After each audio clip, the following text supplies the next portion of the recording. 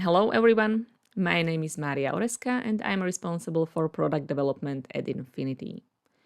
In this TechTuesday video, I will show you a new properties panel in Infinity Forms we have released a few weeks ago. That means Infinity Forms version 14. From the very beginning, the structure of the properties panel was quite clear. Click native options were followed by Infinity related options. However, we keep adding new and new features, and we also hear your feedback about how Infinity Forms is used. And quite often, developers don't care whether a particular option is click native or Infinity related.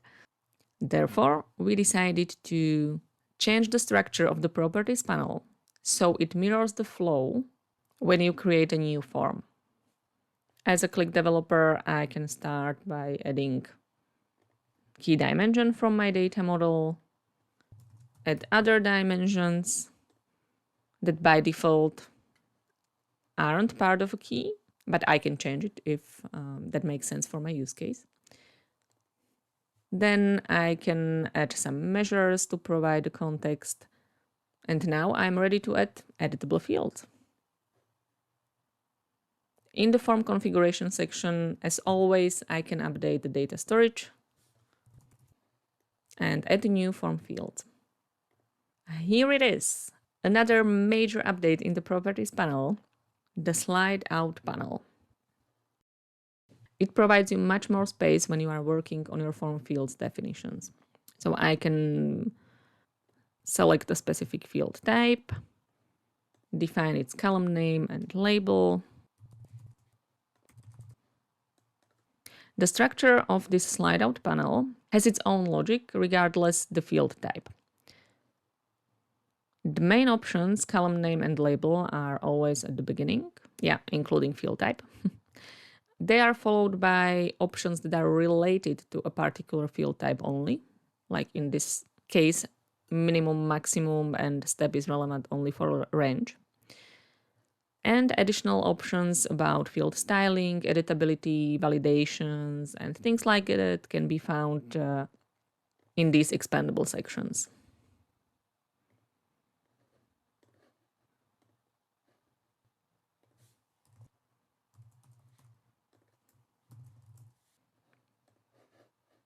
And my form is ready to be used.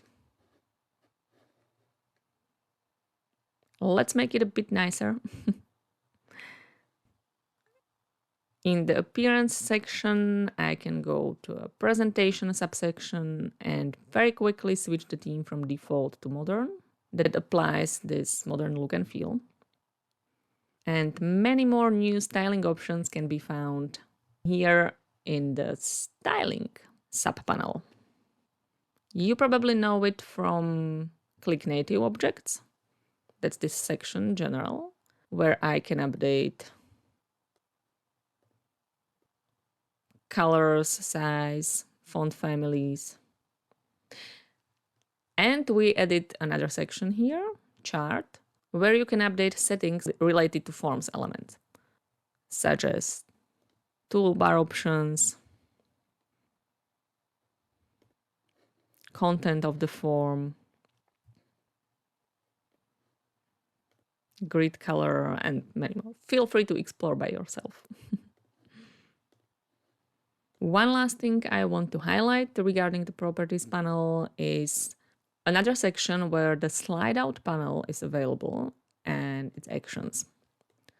When I create a new action, for example, a toolbar button that will open master visualization in a pop-up, I can define the main options here in the original properties panel.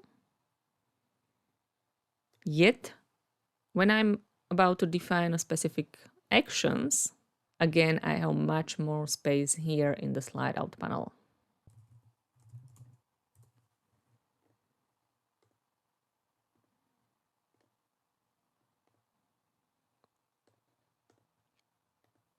I can add another action that should be triggered and things like that.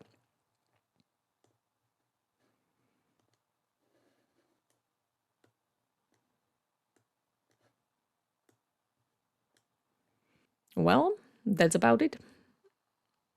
From my perspective, the new structure, the new properties panel, will be very helpful for new users.